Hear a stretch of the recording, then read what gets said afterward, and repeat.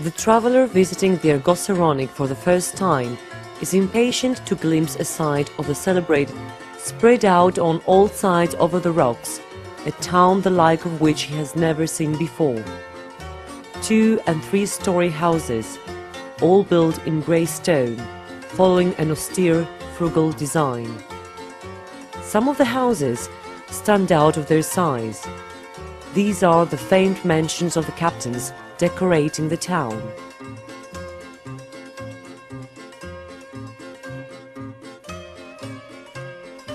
The east and west cannon station are situated one opposite the other at the port of Hydra.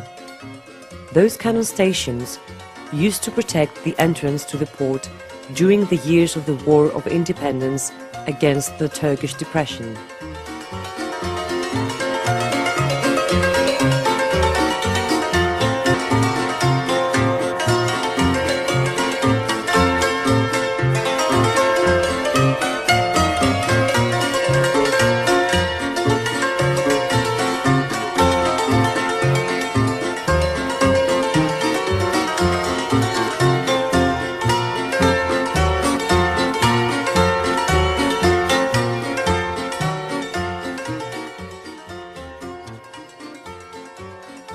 At the west part of the waterfront is the most central section of Hydra, with banks, shops, restaurants and cafes.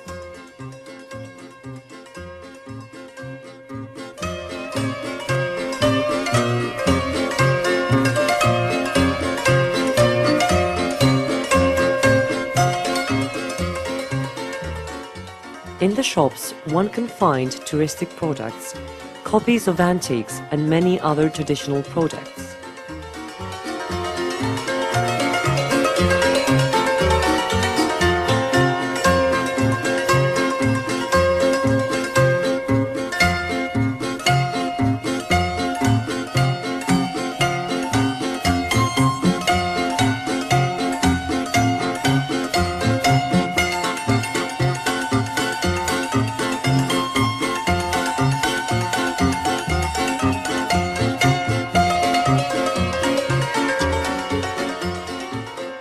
The monastery, named after the Metropolitan Church of Hydra, is located somewhere in the middle of the coastal road.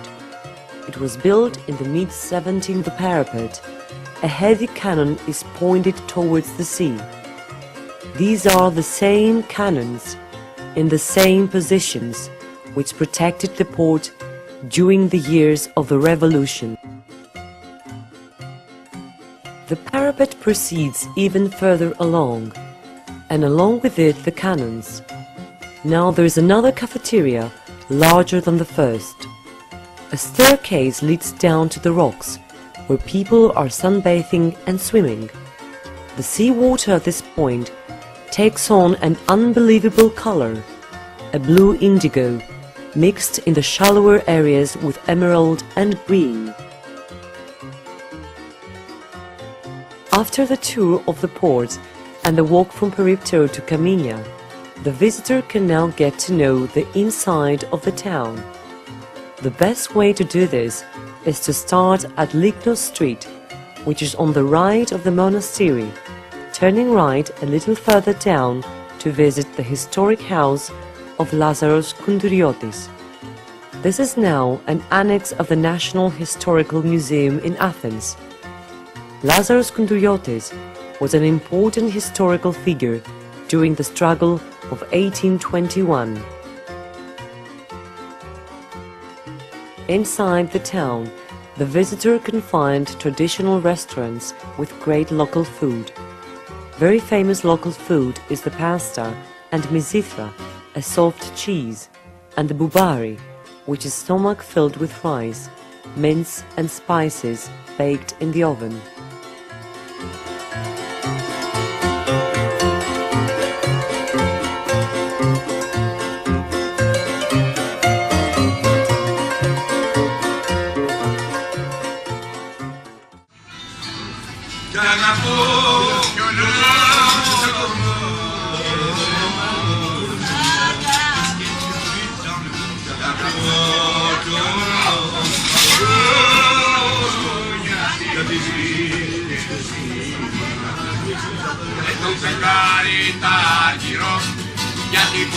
πρώτο.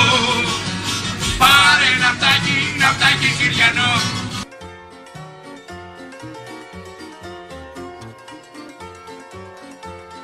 An old but excellently preserved one-story building catches our attention. This is the traditional pharmacy of Rafalhas, which, as a sign on one sideways, was founded in 1890.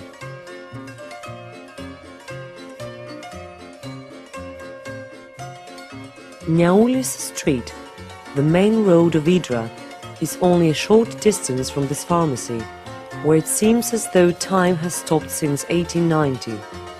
This is the road which leads into the town and terminates at Kalapigadia, Good Wells, one of the oldest and prettiest neighborhoods of Hydra.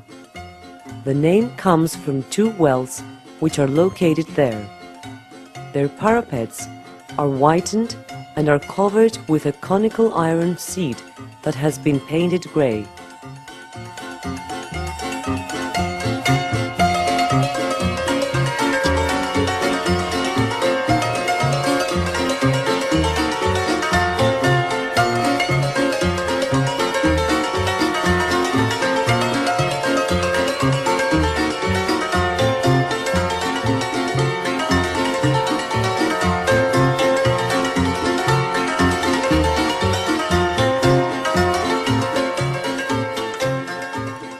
The ascending road above Kalapigadia leads up the hill of Kafas, where Hydra's oldest quarter is built. The walker therefore has a chance to admire the wonderful view. Down below is the port of Hydra.